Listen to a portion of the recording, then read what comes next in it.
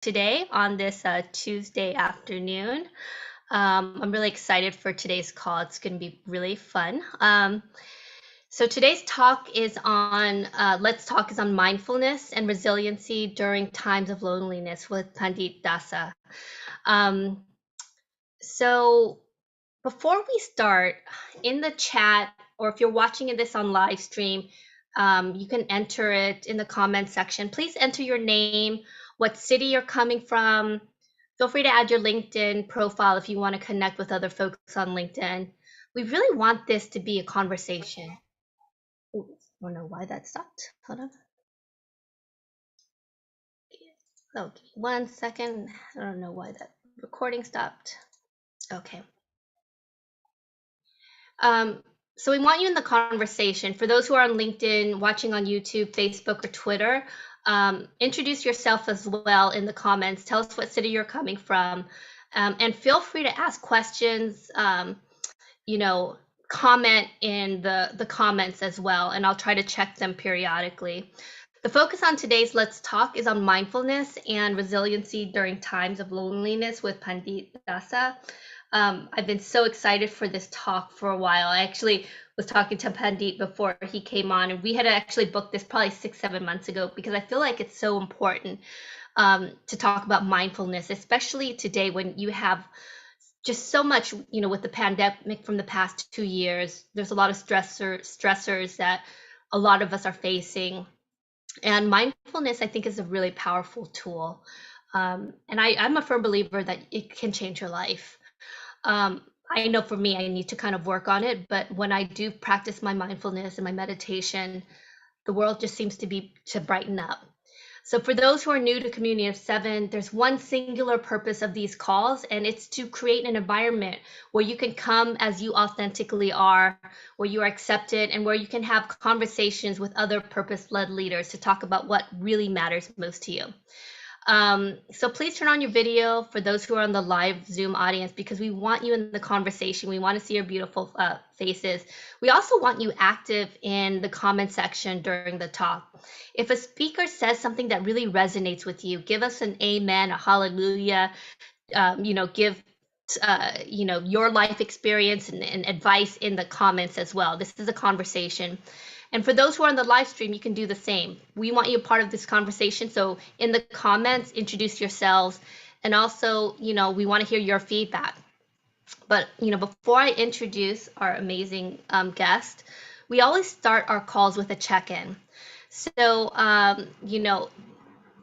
if the answer, I'm going to put so folks, if you guys can turn on your cameras if you feel comfortable.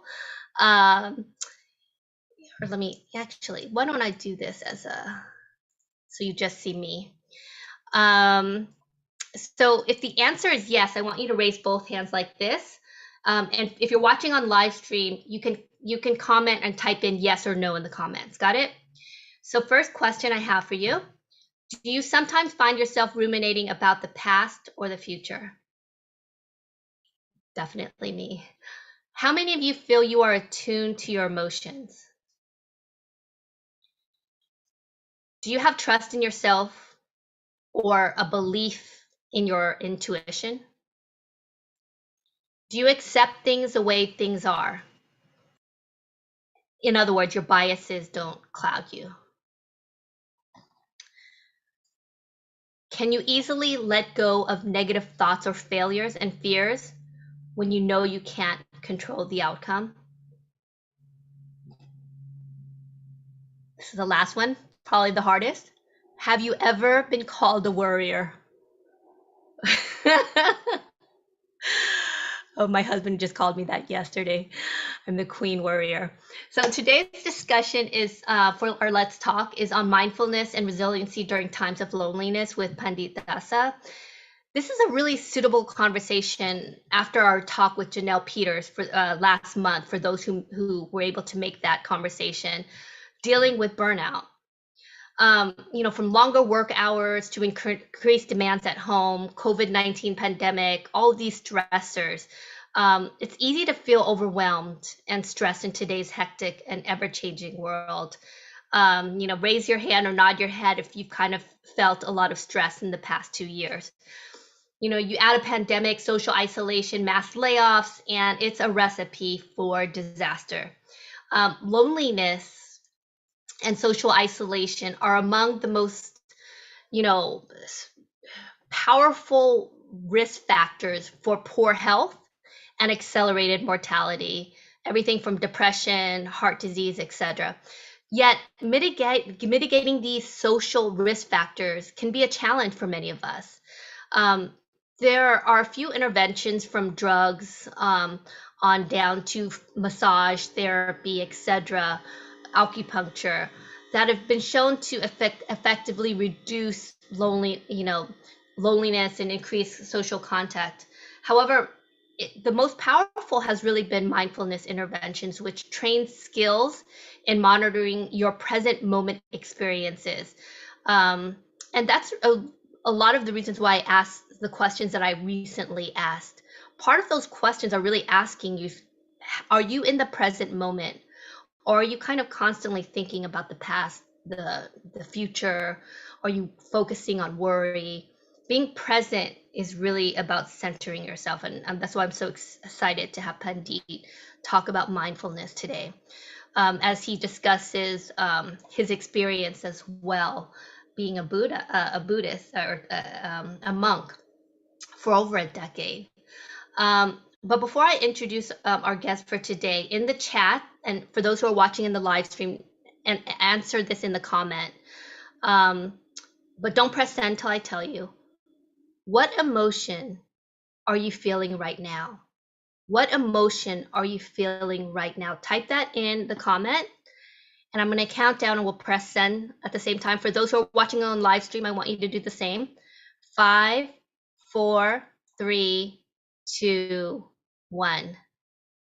Okay, so isolation, stress.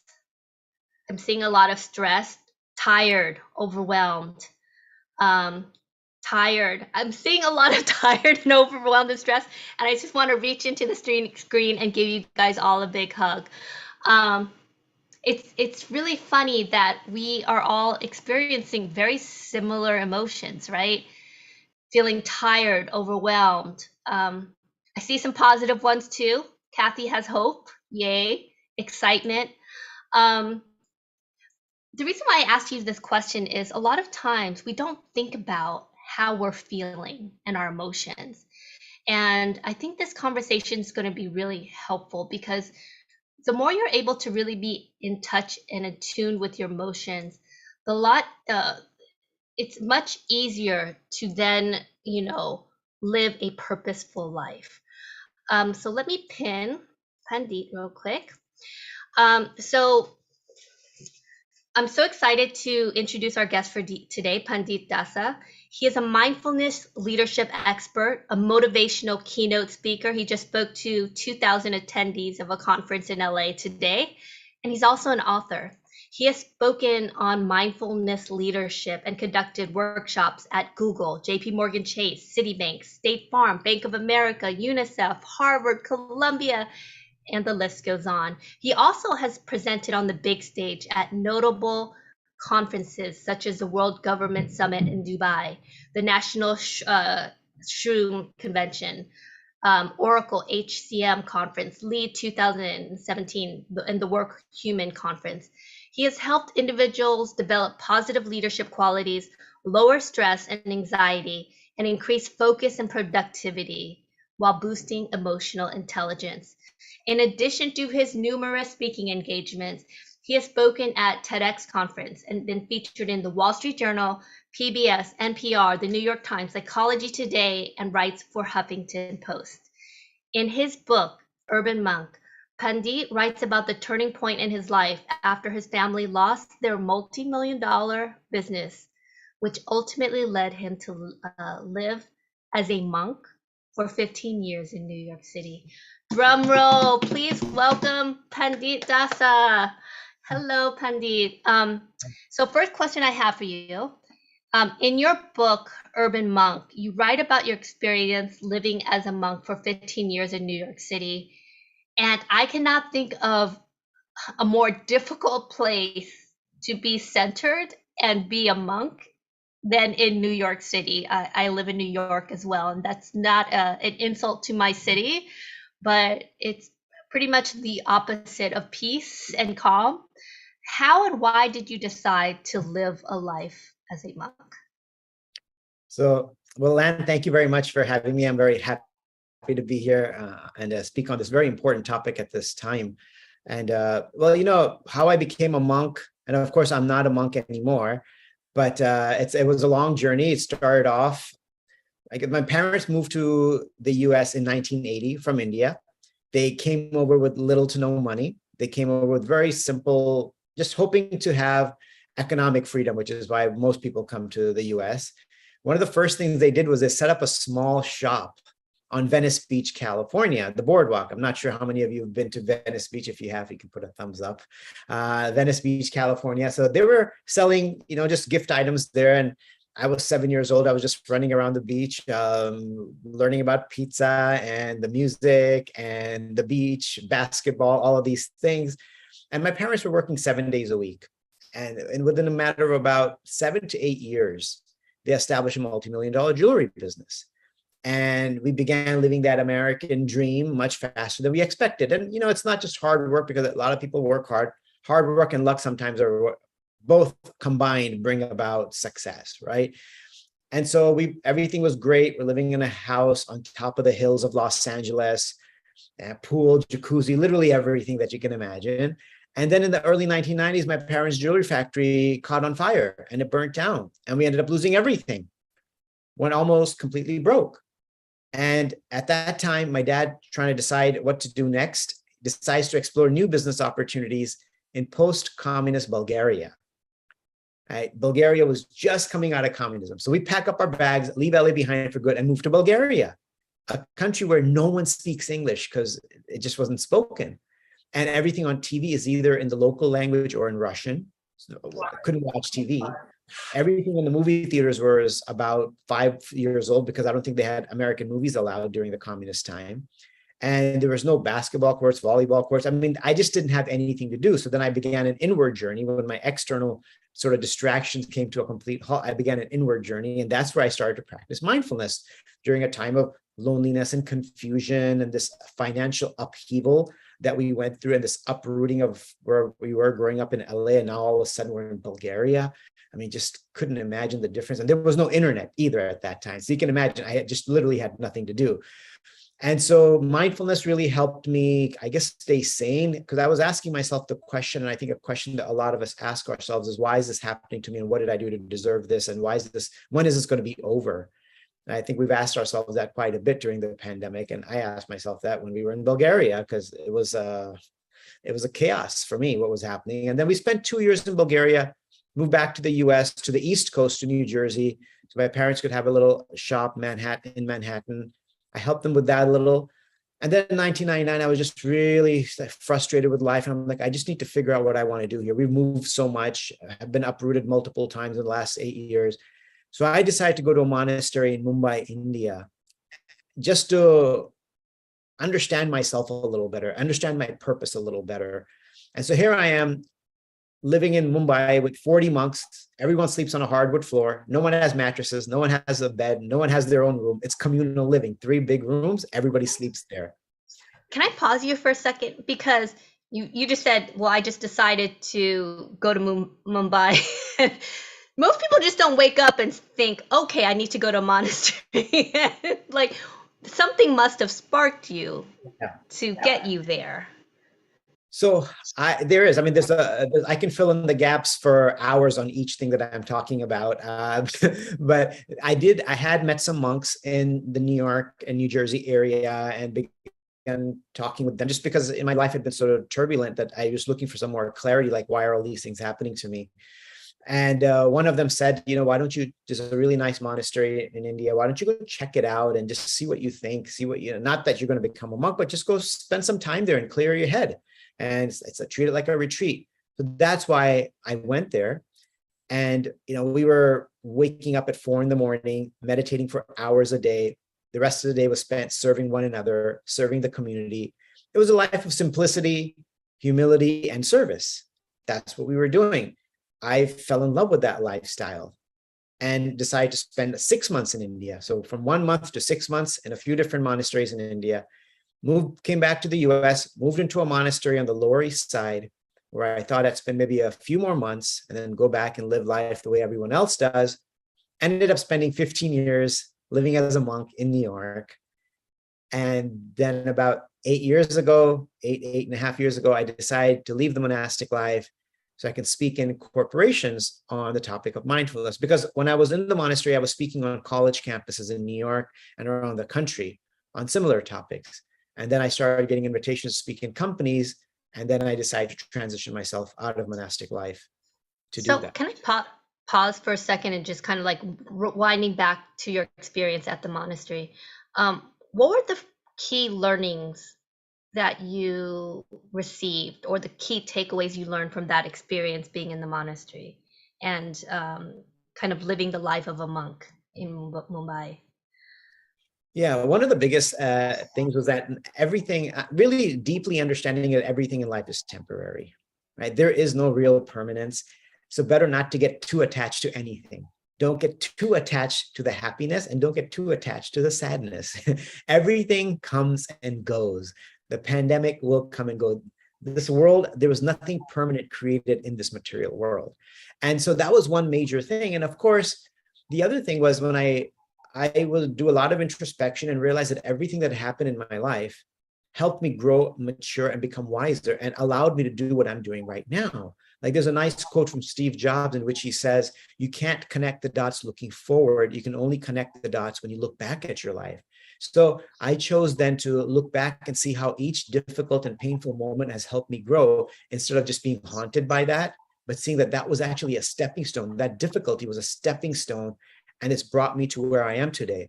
And so that's what I also encourage people, like if there's been something difficult in your life, take it, analyze it, dissect it, and pull out the valuable lessons that that difficulty taught us, because it's helped us come to where we're at right now.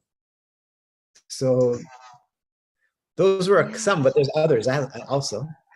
No, that's a really powerful lesson. And so, as a monk, you had to meditate for hours and hours, and I know um, in some monasteries, you only eat once a day or before noon, and there's other kind of, and you have to let go of all material possessions. Um, how difficult was that to kind of transition and do that? Because you basically come from a life where you were in a family that were multimillionaires. You have the pool, you have the luxury cars, you have all this, the big house, and then you go to this life where your possession is a mat, right? You eat a simple meal, what is given to you. Um, that must have been difficult. I mean, how did you transition from that to this very simple life? See, for me, the transition wasn't that difficult because life had already beaten me down so much that a life of simplicity was actually quite exhilarating. I know one thing, I remember one of the monks that I had met during my time said that the more you have, the more you have to lose. Mm. And I was like, oh my gosh. And the more you have, the more anxiety you actually have. That's what it means to have more. It means to have more anxiety. So when I didn't have all of that, I actually was peaceful. Like I didn't have money. I mean, we had, we ate nicely. We ate we cooked our own meals. We had 2 to 3 meals a day. So that wasn't tough. But I felt relieved. I felt more happy in my time in the monastery than the happiness that I experienced being multimillionaires, just because there was very little anxiety and my whole time was dedicated to practicing and teaching others. So I was actually making a difference in other people's lives, whereas before I wasn't really doing that. That's amazing. I was having a conversation with a friend the other day, and we're talking about, how our society pushes people to want more and more. Capitalism is kind of based on, you know, wanting you to feel bad so that you want more, right? Because if everyone was content, if everyone was happy with themselves, they wouldn't want the creams, they wouldn't want the clothes, they wouldn't have the cars. And we started debating about money, and I was like, some of the poorest people I know have the most money because they're so afraid of like holding on to the money, or they're afraid of losing it. And how is that wealthy? How is that living in abundance, right? And it's Mm. everything is kind of in the mind, and it's about mindset, because there's people who might have a lot of zeros in their bank accounts, but they're always feeling or wanting more, right? And I think what a lot of what you're talking about is perspective, right? Um, so what, going back to now, you go back, you go to New York, you're living this life as a monk, and then you decide to leave the monastic life. What was that spark? You kind of mentioned that you wanted to go from teaching in the schools to now in the corporations. What was that spark that said, okay, I'm done with this part of my life. Now I'm ready to leave it. What was that spark, and why? Well, it's hard to say why. I think at a certain point, I'd been doing that for 10 or 12 years. And then at a certain point, you just want to bring up about greater challenges in your life. So I was like, well, I've helped so many college students. Now I want to help the corporate environment. And that would be a greater challenge for me because people in the corporate world, they have kids and they have finances and so many more responsibilities. And not that students don't, I mean, but they're more limited, the responsibilities they have. And so I knew that I would be able to address the concerns of somebody in corporate America with family and with dozens of responsibilities and dozens of bills. So it was just something, there was a certain feeling that I experienced when I was before moving into a monastery, just like a pull. Now there was a similar kind of pull. It was similar but different that pulled me out and wanting to do something different. And it wasn't that different. It was still it was just to a different group of people. And so I just knew that I wanted to speak to people who had, accomplished more in their life and whose lives are perhaps more stressful, more complicated, more involved. And so those were some of the thoughts and inspirations that, made me want to move out and pursue that a little bit deeper. Um, so the next question I have for you, for the folks who are on this call, we have some people, or who are watching, we have some people who are very familiar with mindfulness, meditation, being present, and others that are still new. For me, I kind of have a long history. I always joke around. My mom was Buddhist, so I'm very familiar with meditation. But my dad was Catholic, so I'm very conversant with guilt and societal pressure. And so for some people, meditation, mindfulness seems a little bit either hokey and or um, tied to a religion, even though a lot of people will see, you know, meditation as not a religion. Can mindfulness be practiced in a secular way, or do you have to be Buddhist? Do you have to be X, Y, and Z? Yeah, well, fortunately, there's a lot of research on mindfulness that shows that if you practice it in a secular way, you can achieve a level of peace and tranquility, get rid of your stress and anxiety. So I So like it's to not a think religion. It's not like religious at I all. mean, it is mindfulness is coming from Hinduism and Buddhism, right? That's sort of the source of all meditation practices, right? That's where it's all coming from. And most of those folks earlier on practiced it with a spiritual purpose in mind, either connecting with oneself, connecting with the universe, connecting with the divine. That's where the roots are coming from. However, there's been research showing that even if someone doesn't get into all of those other rituals and just practices the techniques on their own, that they experience physical, mental, and emotional benefit. And you don't have to worship a deity, you don't have to bow down, you don't have to do any of the other rituals that are involved with the mindfulness practice, and you still get benefited. Now, just to kind of make it accessible, when we talk about mindfulness, I think it's important to talk a little bit about the mind. And I like to compare the mind to one of these, right? A smart device. And just like in our smart device, when we have too many apps open, it slows down. So and it also drains the battery, right? So when we have a lot of That's the apps, best analogy. so well, I want to ask everyone a question. How many apps do you think are open in your mind right now? If you could put that in the chat, I'd love to know. Put an answer in. How many apps do you think are open in your mind right now? So we've got some. Petula says 100. 100, yes, a dozen, Cheryl 10. says 10. Let me look on LinkedIn too. I have a few 15s, 5s, I think if 20. you got 5 is pretty zen. I think that's pretty zen. So that you're doing pretty good there, Jordan, if you've got 5. So, you know, if now mindfulness is really about, and I'm just trying to make it accessible, if we can close out the apps up here and only keep open the ones we need, don't you think we'd be much more productive? We'd be much more focused. We'd be able to get more done. Here's another analogy. If there's traffic on the freeways or the highways, you're not making much progress. You clear out the traffic jam, you get to your destination faster. That's what we're doing with mindfulness. So that's why I want to break it out of the whole religion spirituality thing. Again, if you want to practice it that way, great, right?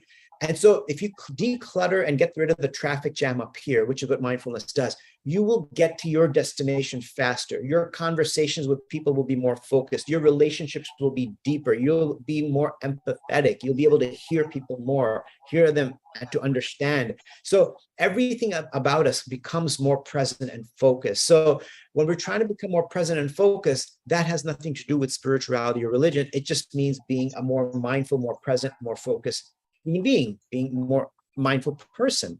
So yes, it can be practiced in a very secular way, because mindfulness, and there was a nice article in Forbes that said mindfulness makes you more productive. So if you close out the apps you don't need, naturally you'll be more productive with the ones that you do, right? There was an article in the Harvard Business Review that said mindfulness can improve your emotional intelligence, especially during the pandemic where we can't see each other so much. We really need more emotional intelligence, being able to understand other people's perspective. So yes, to answer your question, we can practice it in a secular way. And if we want to practice it in a spiritual way, to go within and discover ourselves and to discover our relationship with the divine, we can go in either direction. That is probably one of the most powerful analogies I've seen in terms of, the tabs, because I just think about my computer. Like, I will have 100 tabs open. I'm like, okay, I'll get to that. And then you keep on opening and you never go back to the original tab. And I think about how many of us live that kind of life, right? And I think about, technology now. Like, my daughter's 7 and she'll be on her iPad, but she'll also be playing a video game. She'll have 2 screens, but she'll also want to read. So she has a book on the side and maybe the TV's on. And we live in a society where we're always on. And Yeah. it's that pause or that presentness that is so important. It's almost kind of like rebooting ourselves. Mhm. We have a comment from Nina. Many different types of focused awareness practices and open awareness focused practices are very common mindfulness techniques and are not necessarily spiritual in nature. Thank you, Nina. So, earlier I spoke about the growing alarm of like loneliness, especially in the States. We have a global audience here, kind of calling in from Australia, the UK, Asia, etc. Can mindfulness help us overcome loneliness? So mindfulness really means getting in touch with ourselves and getting in touch with our behaviors. And so if we can get more into the present moment and look at our own situation and our own behavior, like, for example, what am I referring to? I'm having lunch with a friend and I keep looking at this. Now that is going to distance me from that friend, right? Just like I was listening to this one short talk by Simon Sinek.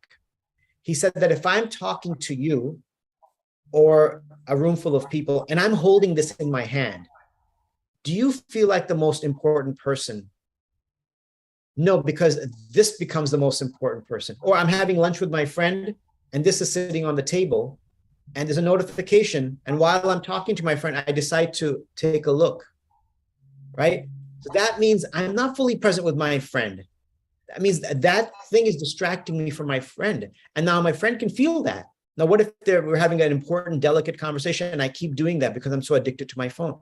Am I able to put this away and really give my full attention to my friend? So I think a lot of our loneliness is sort of, to some degree, is self-induced because we're not fully present with the people in our lives, because we want to do so many other things. It's hard. I mean, we've seen it, and I have to say that I'm also guilty of it. You know, you could be with somebody that you care for, your spouse or someone walking in the park, and each one's looking at their phone while sitting on the park bench.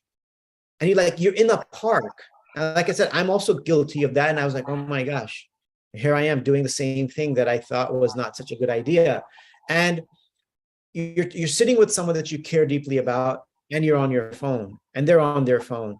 And it's like, well, what's the meaning of us being here? Can't we just be here, hold hands, and just talk and quietly look at the sky, or look people watch, or whatever we're doing? Can we just do that and not look at this? So I think the way mindfulness can help us is as we become more present and aware of how we're behaving. I think that as we start giving more attention to individuals, so as much as social media and it connects us, it also disconnects us. It's doing both at an extreme level, which is interesting. Like, you talk to your family anytime real quickly now, anywhere in the world. But then we can't talk with our friends who are right next to us because we're all busy on our phones. So I think it's what really helping us raise our self-awareness so that we can be more present in our relationships. And like right now, nowadays, you call a friend, they won't even answer the phone. They'll just text you back. Like, it's like people don't answer calls anymore. It's all about texting you back or messaging you back. So we're losing our personalism, and I think that mindfulness can help us be more present with the people in our lives, which is the way to solve the problem of loneliness to some degree or another.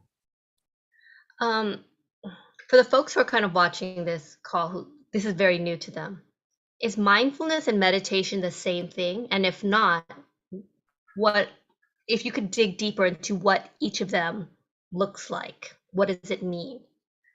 So meditation is the actual practice where you close your eyes and you do breathing exercises, focusing exercises, or you chant certain mantras like Om or other mantras, right? So that is called meditation, when you're actually doing a practice. It's sort of like when you're doing a push-up, then you're not doing a pull-up. That's a push-up. It's different from a pull-up. So meditation is an exercise for the mind where you close your eyes, you go inward, and there's dozens of types of meditations. Mindfulness is being in touch, being in the present moment and being in touch with your thoughts and emotions. And again, so mindfulness can be implemented when we eat. When I eat, am I focusing on my food? Am I enjoying the food? When I'm having a conversation, am I present with that person? That's also mindfulness.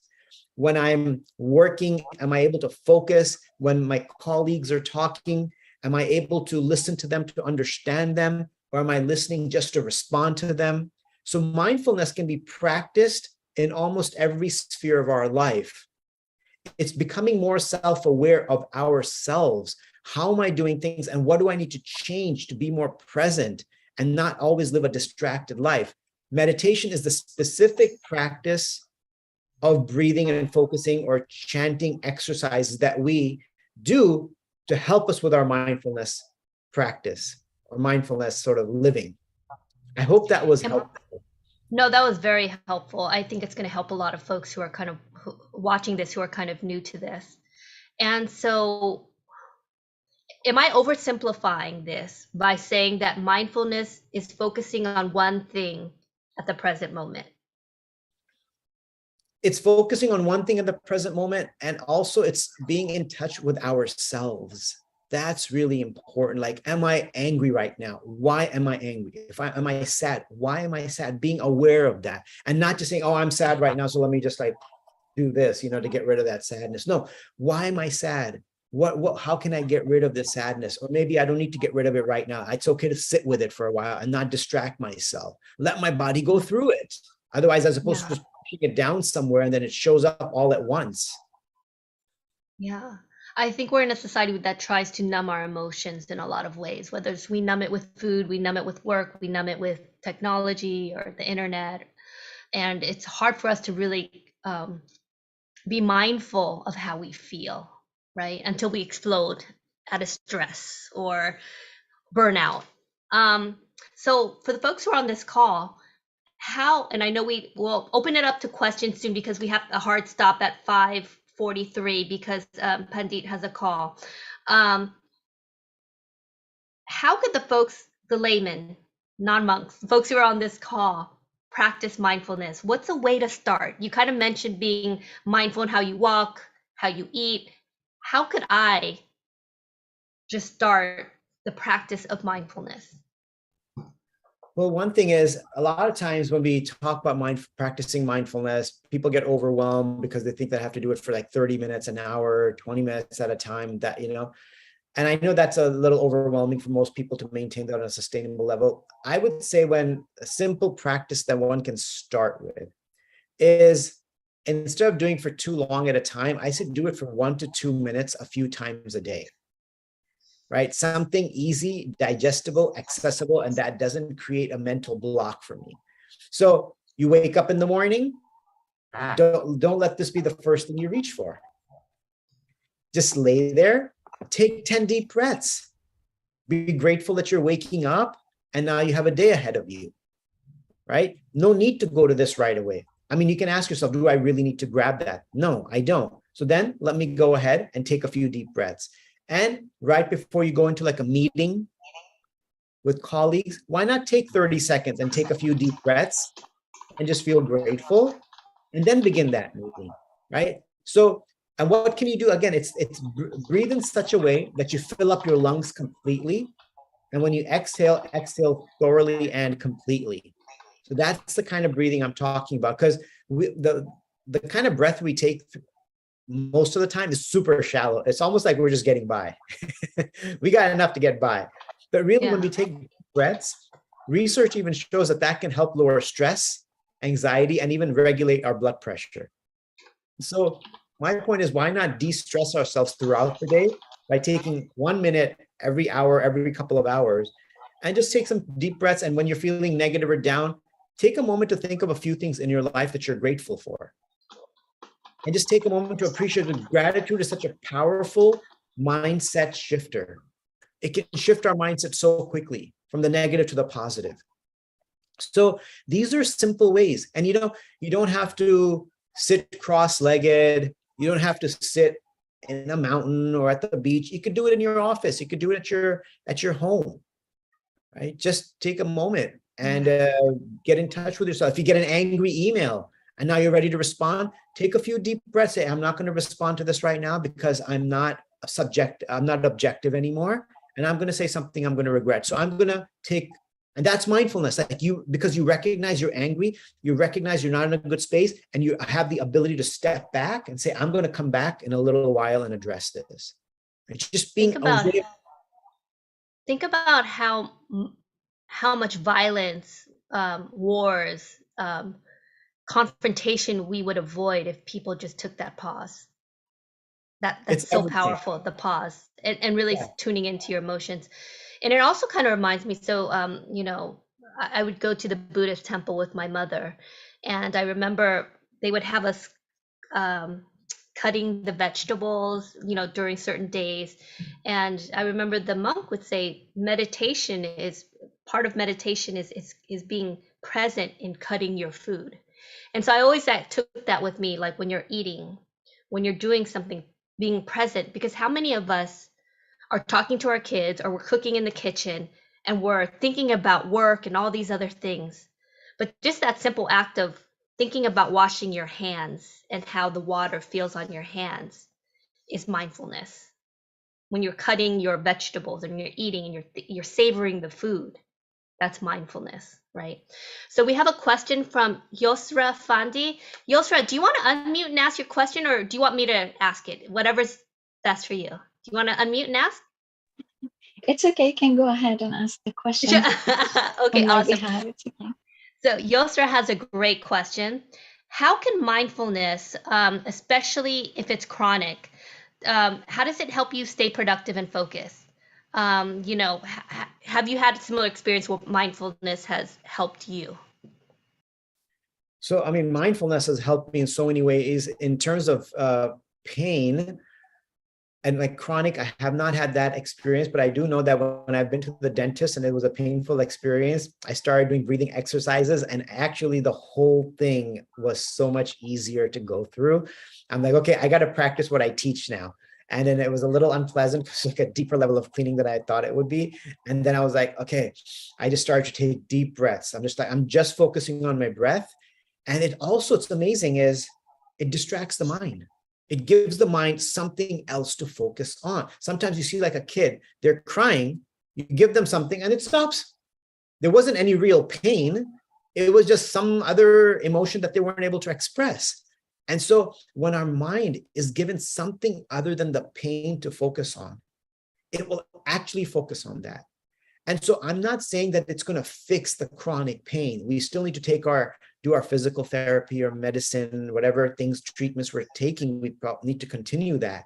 But if we can focus our mind on just the breath, it's amazing what the breath can accomplish. The mind, give it something productive to do, and then it doesn't think about that. And I think we've all experienced that in different times when you're all of a sudden get like really great news, even if you have a lot of pain, then all of a sudden, oh my gosh, yeah, great. And then you go back to the pain, like, oh, so the mind it's amazing how powerful the mind is and how we can turn it to other things, turn it away from pain. And that's why I know a lot of the Eastern traditions say, walk the middle path, meaning don't get too excited or too sad. Just stay in the middle and stay focused in the middle as much as you can. So at least you can try the breathing, and I hope that helps. No, I think it's really helpful. And actually, it's funny that you mentioned breathing because my daughter here, Morgan. So years ago, at the beginning of the pandemic, I was kind of going through some emotional stresses. And my daughter taught me this 5-finger exercise. Morgan, do you want to show? So she put it, I was like literally in a huge depression, and she was like, mommy, breathe. Mommy, breathe. And she put 5 fingers, and you basically breathe in, breathe out, breathe in, breathe out, breathe in, breathe out. And she would do that for her 5 fingers. Thanks, Morgan. But the power of breath, right? And, the wisdom of children. I think I was hyperventilating because I was like just going through a lot, and she was just like, mommy, breathe. Last question, because I know Pandit has to go. Crystal Lusada. Crystal, do you want to unmute and ask your question? Oh, I'm great for you to ask the question out of respect for his time. Yeah. Okay, well, it's a great question. So Crystal's question is, what are 3 to 5 easy steps to incorporate mindfulness into the process of overcoming our own personal biases so we can bridge and deepen our connection to others? Oh, that's a good question, Crystal. Yeah. So what are 3 to 5 steps to incorporate mindfulness in the process of recognizing our unconscious biases? Well, I think that as we do take time out for ourselves and do these breathing exercises, and then we try really just go deeper within and ask ourselves, what kind of unconscious biases do I have? And when they come up, really acknowledging them and even writing them down. And maybe asking ourselves, why are they there? Why do I have this unconscious bias towards, I don't know, this kind of person or this kind of person, or, just trying to go deeper in where it's coming from. And that helps a lot. Like, oh yeah, in my childhood, my parents used to say this and this and this. And because of that, it got lodged into my head. So it's just really powerful to unpack. But again, we need time for ourselves to be able to discover that. If we keep ourselves constantly busy, then it's going to be hard for those ideas to percolate up. So I think just taking that time for ourselves. So Lan, can I put a couple of links in here for people if they want to follow me? Sure, yes, definitely. Send it, and then I'll also cut and paste into the different live streams. So okay. How can you help? You guys follow Pandit on LinkedIn, also his Instagram right there. For the folks who are watching it on the live stream, I'm going to post that. As we close up, because Pandit has to leave, if you guys can, for the folks who are in the live Zoom audience, can you please unmute yourself and turn on your videos? Because Pandit deserves a round of applause. Please turn on your videos and unmute yourself, and let's give a round of applause for Pandit. Woohoo! Thank you so much, Pandit. That was such a powerful conversation, and I know it's going to help the folks, the thousands of folks who are going to be watching this on all the live stream and on LinkedIn and in this live Zoom audience. I know I'm going to be practicing mindfulness much more after this call. Thank you, Pandit. Thank you, everyone, for making it. Thank you. Thanks, everyone. Have a wonderful rest of your Bye. day. Oh, and hey, Sean, I'll email you.